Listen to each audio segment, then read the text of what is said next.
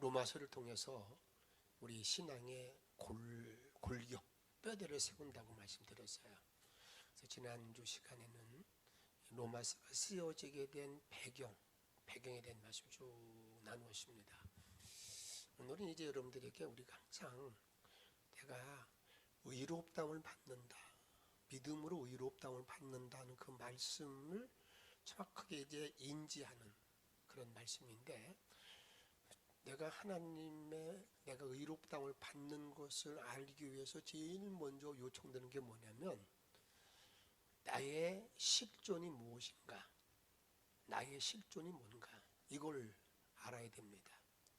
오늘 로마서 1장부터 4장까지 있는 내용에 대한 말씀을 나누는데, 나의 실존이 내가 내가 죄인이다, 이걸 말합니다. 근데 로마서 1장에는요 21가지의 죄의 결과를 쭉 나열해요.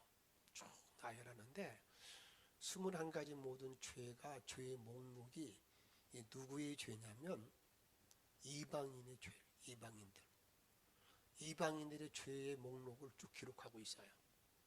그래서 이렇게 말합니다. 죄의 목록을 정하는데, 1장에 보게 되면 1장 28절에 보게 되면, 또한 그들이 마음에 하나님 두기를 모함에 싫어하며 하나님께서 그들의 그 상실한 마음대로 내버려 두사 합당하지 못한 일을 하게 하셨으니, 이제 그들이 하나님을 따라오지 않고 말씀에 여러분 귀를 기울이지 않으니까 님은 네 멋대로 살아라, 이게 내버려뒀다는 거예요. 이게 참 제일 무서운 게 이게 육입니다. 던져진다는 거. 내가 매맞는 거, 이건 그래도 하나님 사랑받은 자의 모습이에요. 그래서 내가 던져가지고 내가 무슨 짓을 하든지 간에 어떤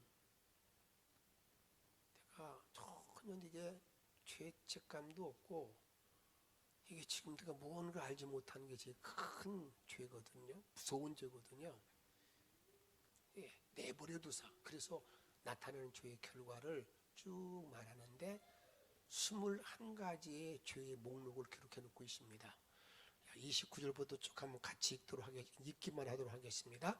곧 모든 불의, 추악, 탐욕, 악에 가득한 자요, 시기, 살인, 분쟁, 수근수관하는 자요, 비방하는 자요, 하나님께서 미워하는 자요, 능욕하는 자요,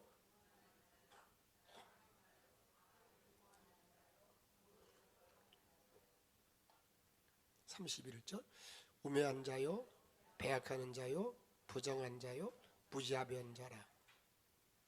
이게 21가지 죄의 목록을 말해놓고 놨는데, 이게 누구의 죄냐면 이방인들의 죄. 그러니까 유대인들이 이 말을 들을 때, 봐라, 저 이방 사람들은 저게 사람이 아니요, 그냥 죄덩어리야, 죄덩어리. 이렇게 좀 우쭐댈 수 있는 1장만 읽으면 그래요. 그런데 여러분, 과연 그런가?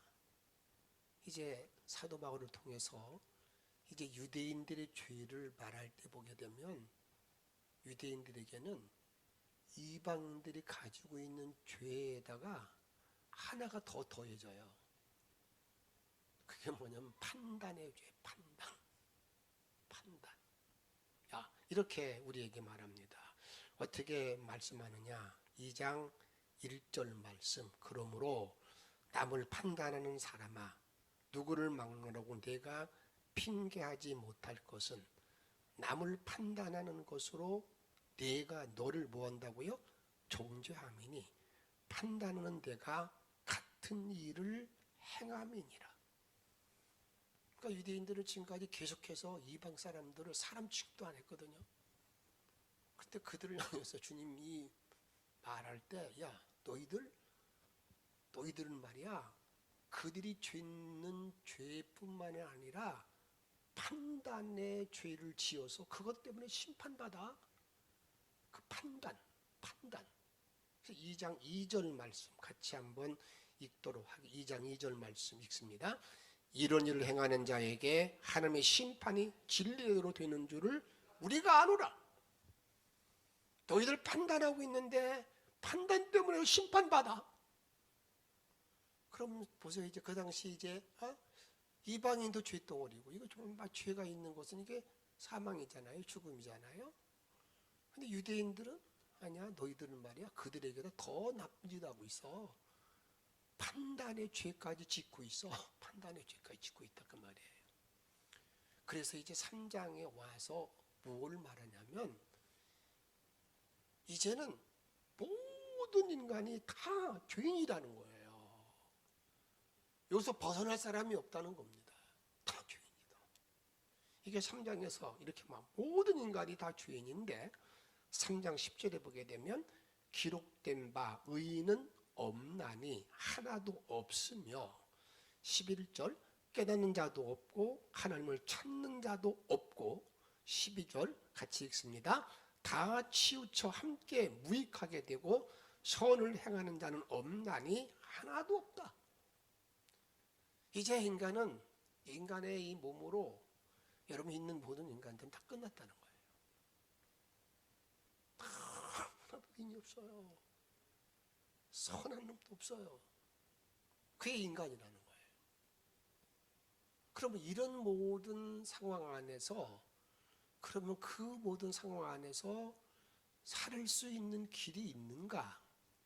그 살 수 있는 길을 성경적인 우리가 말하면 의롭다함을 받는 것, 내가 구속함을 받을 수 있는 길이 있는가 하는 질문이에요. 이것이 우리들의 신앙이, 우리들이 인간들이 갖는 어떤 질문인데, 이 죄 가운데 죄 덩어리에 쏘이는 인간들이 도대체 살 수 있는 길이 있느냐? 이런 질문을 할 때 이제 성경에서는 우리에게 뭘 말하니? 이렇게 말합니다.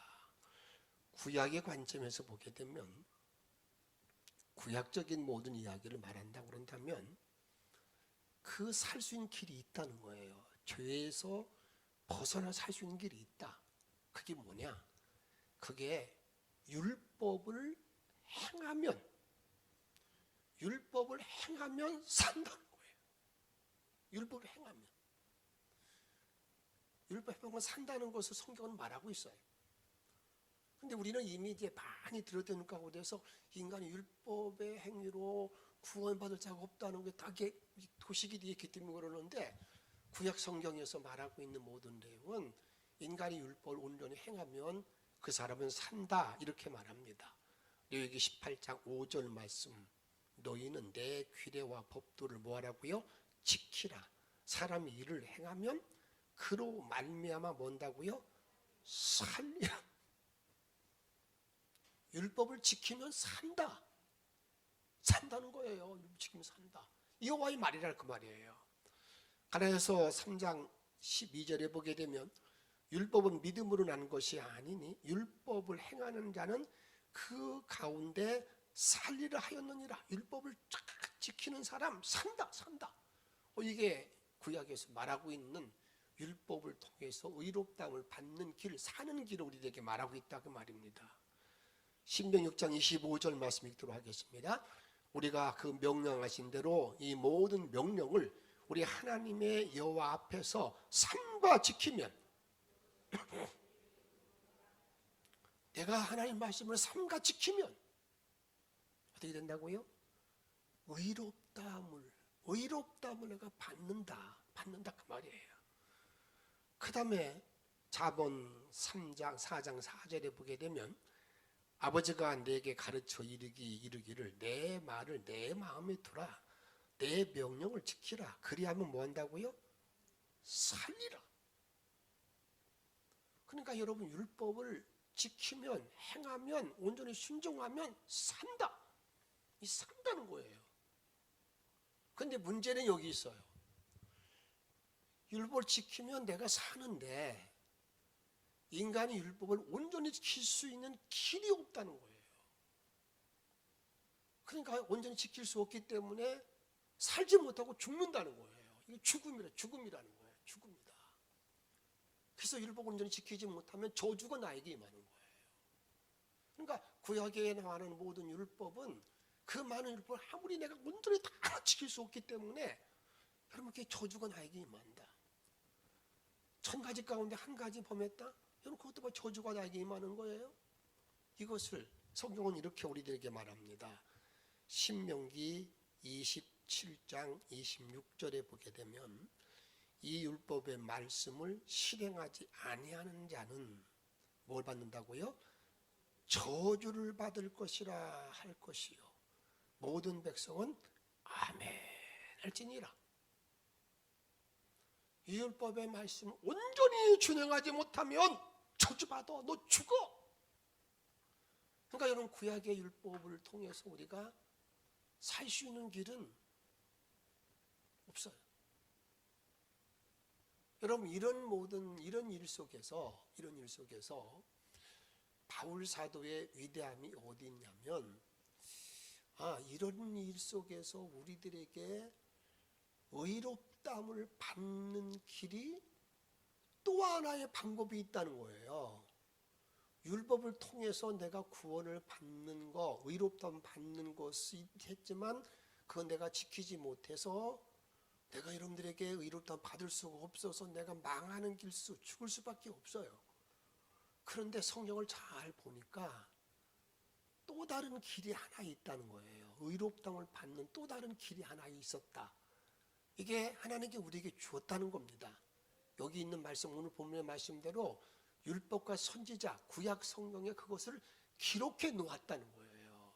기록해 놓았다. 이 사실이 바울 사도의 놀라운 통찰이고 로마서 이끌고 가는 아주 큰 주제의 핵심적인 내용이에요. 그 다른 의가 우리에게 주어져 있다. 이것을 우리들에게 이렇게 우리에게 말합니다.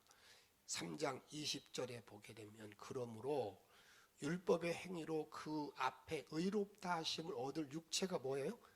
없나니 율법으로는 죄를 깨달음이니라. 단지 율법은 죄를 깨달을 뿐이지 율법을 행함을 통해서 내가 구원받을 수 있는 길, 내가 사는 길은 없다. 육체는 없다. 딱 잘라. 딱 정리가 됐어요. 다 길이 없다. 그런데 여러분, 그래서 우리는 다 이제 우리는 끝났네. 길이 없네. 그런데 하나님의 이 구약에 있는 율법의 성경에 있는 말씀을 보게 되면 또 다른 의가 하나가 나타났다라는 것을 말하. 또 다른 하나의 의가 있다는 것을 우리에게 말하고 있습니다. 그것이 3장 21절에 있는 말씀인데 3장 21절에 여러분들에게 원어 성경을 보게 되면 그 앞에 그러나가 들어가야 그러나가 들어가야 됩니다. 그래서 3장 21절에 보게 되면 그러나 이제는 율법 외에 하나님의 한 의가 나타났으니 율법과 선지자들에게 증거를 받은 것이라. 율법 외에 다른 한 우리가 의롭다함 받는 길이 하나가 또 있다. 그게 어디에 기록되어 있느냐? 그것이 구약성경, 율법, 선지자, 구약성경 전체를 말하는 거고 율법, 선지자에 기록되어 있다. 이게 바울 사도를 통해 우리들에게 말하는 인간의 사는 길 하나를 쫙 비춰주고 있는 거예요. 그것 때문에 이제 우리에게 뭐가 주어지는 거냐? 이제 이 땅에 오신 십자가에 오신 예수님이 우리들에게 하나의 의를 열어주시는 분이구나. 그런 거 우리가 알게 된다 그 말입니다. 그래서 예수 그리스도를 통해서 우리가 구원받는 길을 우리에게 알려주고 있다. 이미 어디에? 이게 구약 성경이 이미 말하고 있다는 거예요. 이건 정말 놀라운 통찰이죠. 놀라운 계시의 말씀이죠. 그러니까 그냥 넘어가게 되면 절대로 인간은 율법을 온전히 지킬 수 없기 때문에 저주받아 다 망하는데 아니야. 다른 또 하나의 길이 있어. 그건 말이야. 내가 만드는 게 아니야.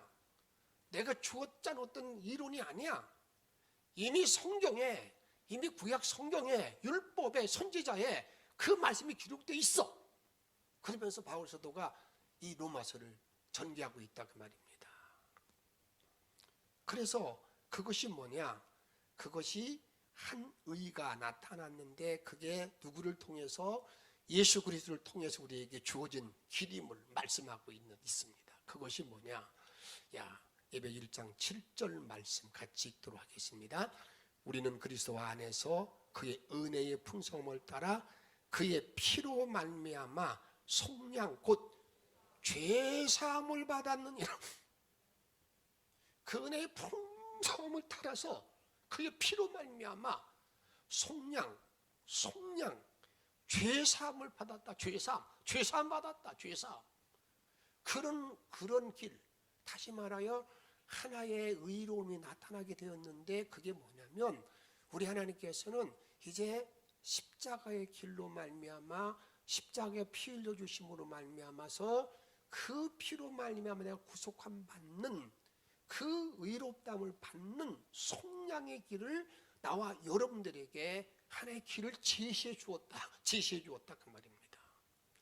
근데 여기 여러분이가 그 죄사함을 받았다고 말씀하고 있는데, 여기 속량이라는 단어가 상당히 이게 본래 기독교 용어가 아니에요. 속량이라는 것, 이게 구속받았다 그런 말의 단어인데, 이것은 뭐냐면 몸값을 지불했다. 속전, 내가 대신 속해주는 예물을 대신 갚아줬다는 거예요. 몸값을 다 냈다는 거예요. 속전이라는 속전.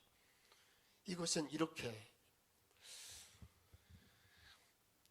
그 당시 예수님 당시에도 그렇습니다만 그 로마 시대에는 노예들이 상당히 많습니다.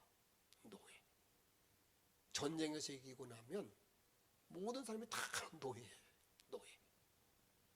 노예인데 그 노예들이요, 노예가 되면, 지난 잠시 말씀드렸지만 노예는 사람 취급이, 사람 대우를 못 받아요. 뭐냐면 짐승과 똑같아요. 사고 팔고 그럽니다.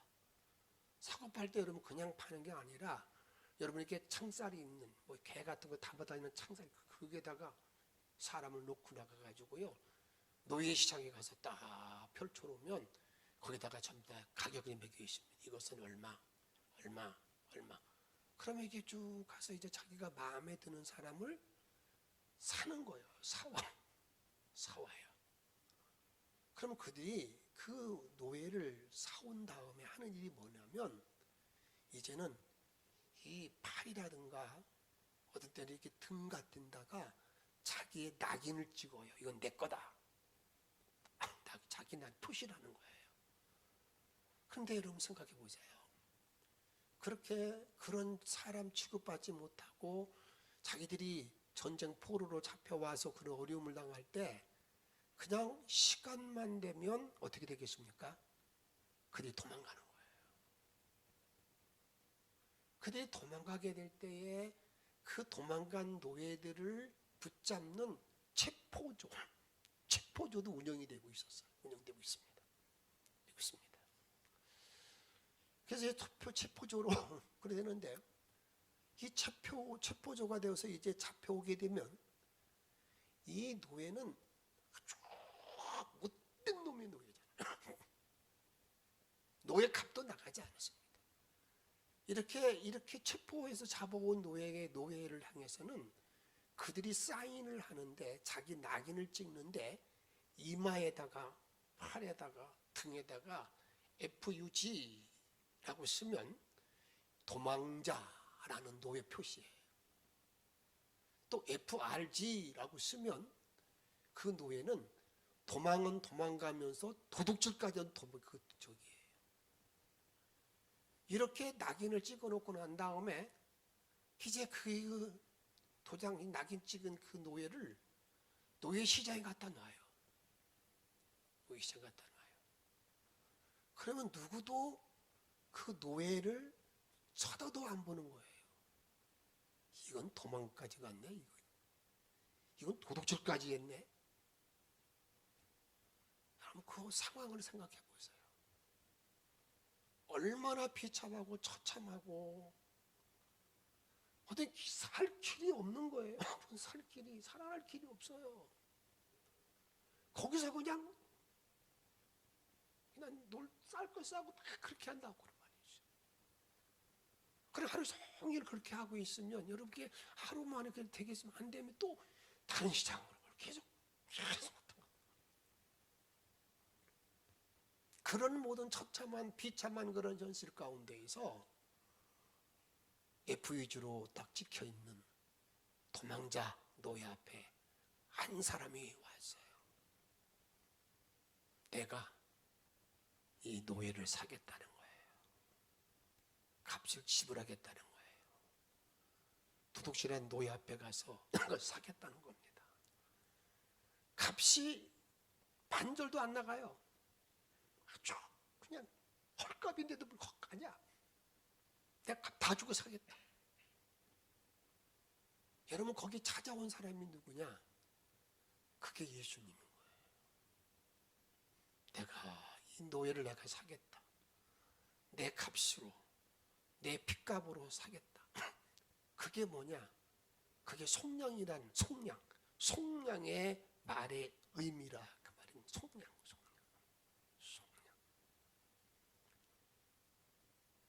그래서 우리들이 모든 일과 그래서 주님께서는 나를 속량할 때에 나와 여러분들이 이런 초짜하고 비참하고 정말 알 수 없는 그런 노예의 상태, 아무도 나를 완전히 버림받은 그런 자를 나를 하나님의 자녀로 삼아주신 것, 이게 속량이라는 그런 단어라 그 말이에요. 속량이라는 단어, 그런 단어라 그 말입니다. 갈라디아서 4장 5절 말씀 읽도록 하겠습니다. 율법 아래에 있는 자들을 속량하시고 우리로 아들의 명분으로 나를 속량하고 하나님의 자녀로 날 삼아주었다. 이게 주님의 은혜, 이게 주님의 의롭다함을 나에게 준 하나님의 큰 선물이라. 이것은 내가 어떤 일을 해서 나에게 주어진 게 아니라 그냥 하나님의 선물하게 딱 주신 거예요. 그걸 바로 깨닫는 순간에 그때부터 내가 어떻게 됩니까? 내 삶, 하나님의 은혜가 너무 크고 감사하기 때문에 이제 그 주님을 위해서 내가 일하는 그런 자가 된다 그 말이에요. 에베소 1장 7절 말씀 세 번역으로 같이 읽도록 하겠습니다. 우리는 그 아들 안에서 하나님의 풍성 은혜를 따라 구속 속량 곧 죄 용서함을 받았다라고 이렇게 말합니다. 이것이 속량이라는 단어, 이게 구원받았다는 말이에요. 그러니까 율법으로는 되지 않는 것을 우리 주님께서 이제 나를 이렇게 그의 피로 말미암아 나를 살려놓았다, 속량했다, 구속했다 이런 말이에요. 이게 의롭다 받는 길이라 그 말입니다. 그러면 이렇게 이런 일을 말씀하는 가운데 우리들이 이런 율법이 의롭담을 받음이 구약의 말씀, 성경에 이미 율법과 선지자에게 예언되어져 있다 그렇게 말하고 있습니다. 그것을 로마 3장 21절에 보게 되면 이제는 율법 외에 하나님의 한 의가 나타났으니 율법과 선지자들에게 증거를 받은 것이라. 그러니까 우리가 의롭다움 받는 모든 문제가 율법 이전에 있었어. 율법 이전에 있었던 거야. 지금 유대인들이 계속 말할 때 너희들 말이야 이렇게 의롭다움 받기 위해서 이거 뭐 해야 돼. 그게 아니라는 거예요. 이미 그 전에 있었는데 유대인들이 그 당시 유대인들이 자꾸 그것을 바로 말씀을 깨닫지 못하고 그들이 움직였던 걸 우리가 알게 된다 그 말입니다. 그런데 그걸 언제 우리가 알 수 있겠는가? 이렇게 말합니다. 하나님께서 십계명을 주신 거, 율법을 주실 때 율법을 주신 이전에 여러분 과연 그러면 성경에서 율법이 주어져서 지키면 산다고 그랬는데 그 전에 이게 의롭담을 받는 사건이 있었는가 하는 것을 우리가 찾아내는 거잖아요. 과연 그런 건가? 그것을 성경은 이렇게 말씀하고 있습니다. 뭐라고 말씀하고 있느냐?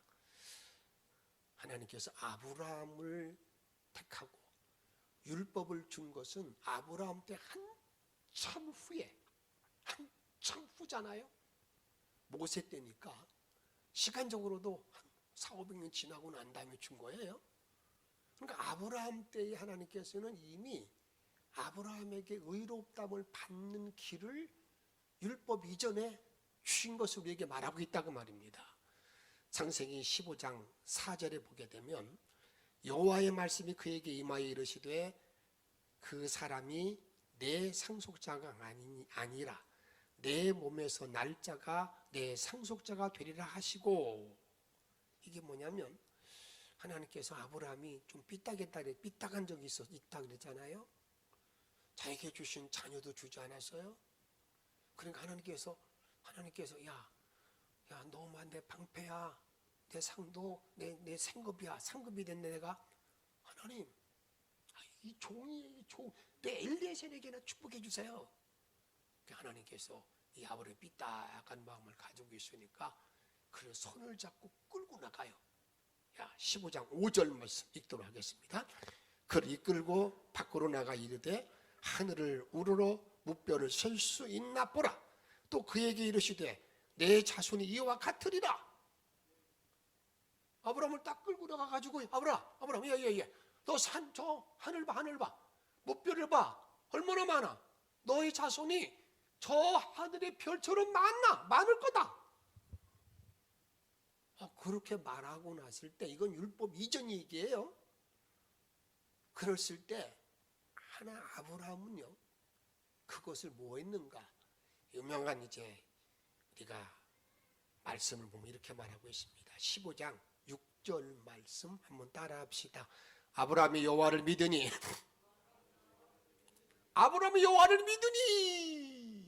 여호와께 그를 어떻게 했다는 겁니까? 의로 여기시니라.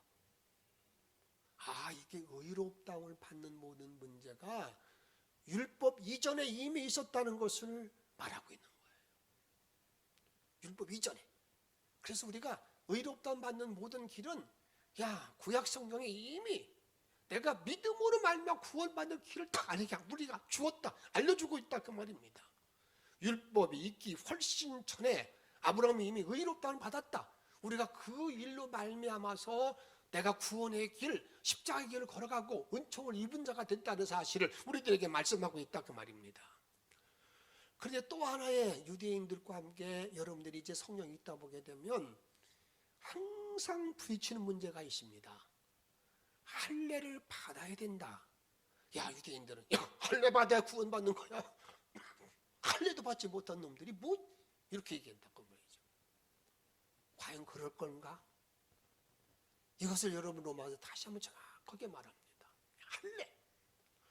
할례를 받아야 여러분 이제 그들은 유대인들은요 하나님의 자녀들의 표시지, 할례 받지 않는 사람은 의미 없어, 그렇게 말하고 있다 그 말이에요. 그럼 여러분 이렇게 한번 생각해 보십시다.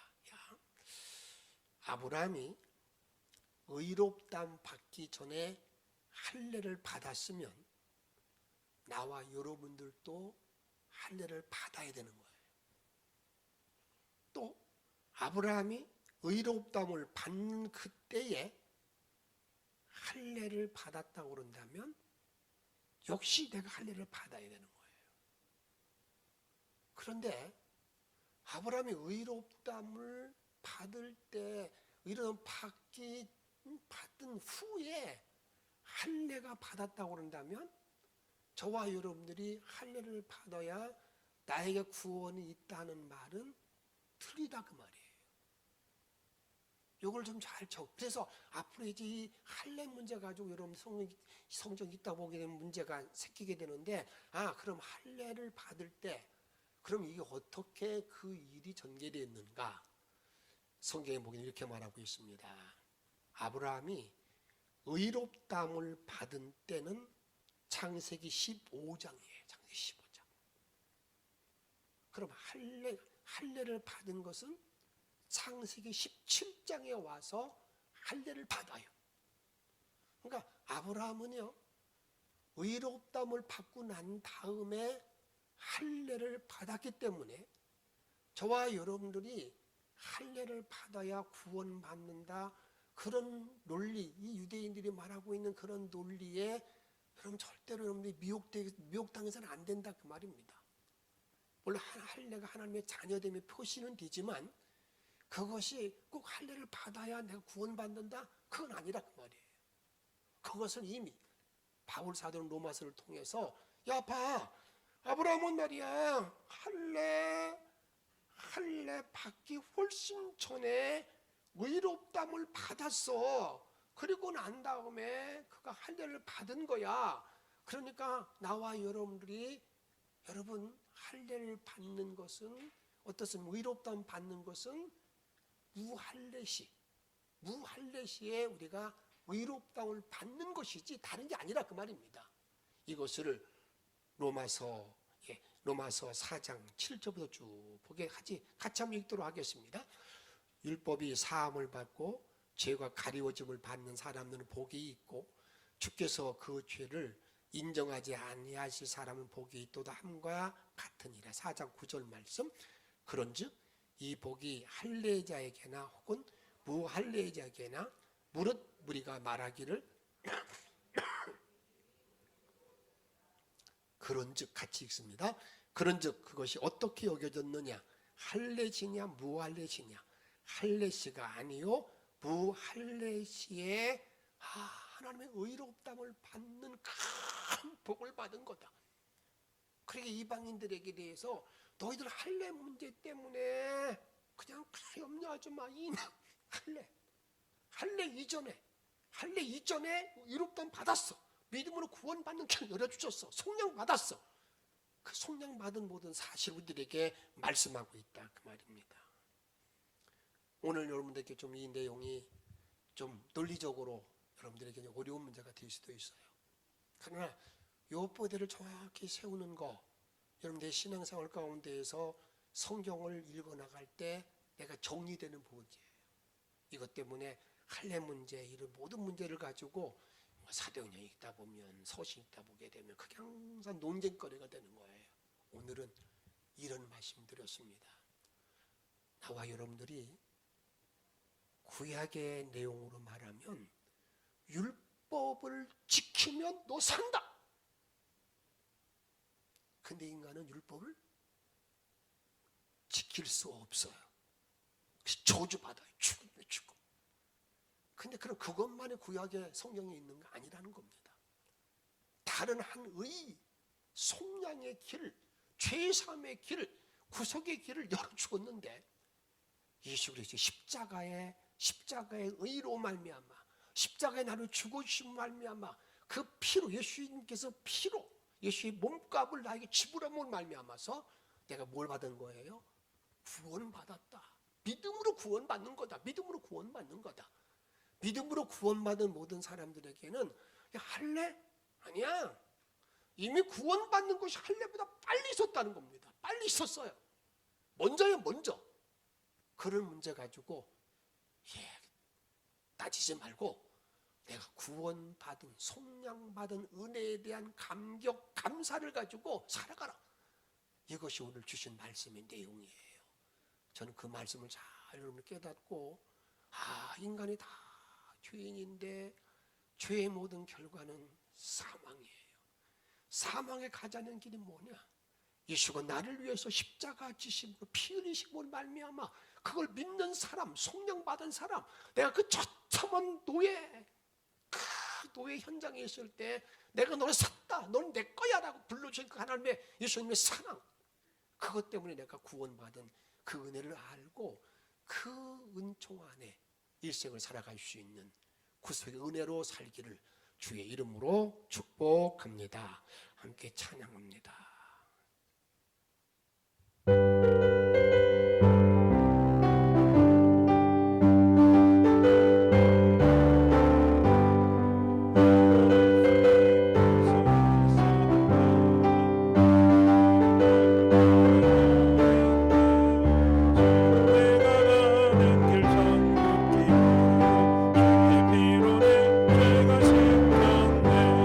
나의 모든 것 변하고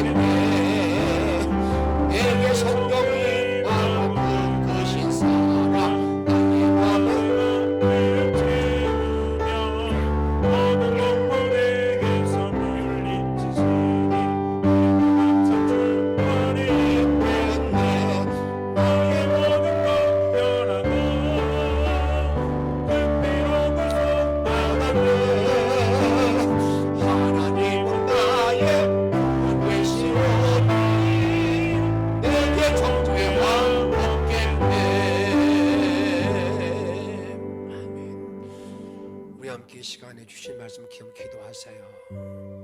내가 예수 믿고 주님의 보혈의 피를 믿고 구속받은 사실, 성령받은 사실을 잊지 마세요. 내가 완전히 비참한 노예의 모든 상태에 놓여 있는 나를 사주셨습니다. 주님의 자녀가 되었습니다. 그러한 감격을 가지고 살아가는 사람이 누구냐? 우리 신앙인입니다. 그런 것을 분명히 의롭다함 받은 모든 일들이 할례 이전에 이미 있었던 사실을 기억하면서 하나님의 뜻을 따라가죠.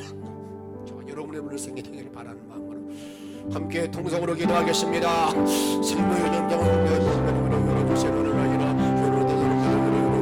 없이고 주만 바라는 생명을 열어주시고 만나게 들어가고 영광으로 열어주시고 하나님만 바라는 생명을 아니라 주의 영광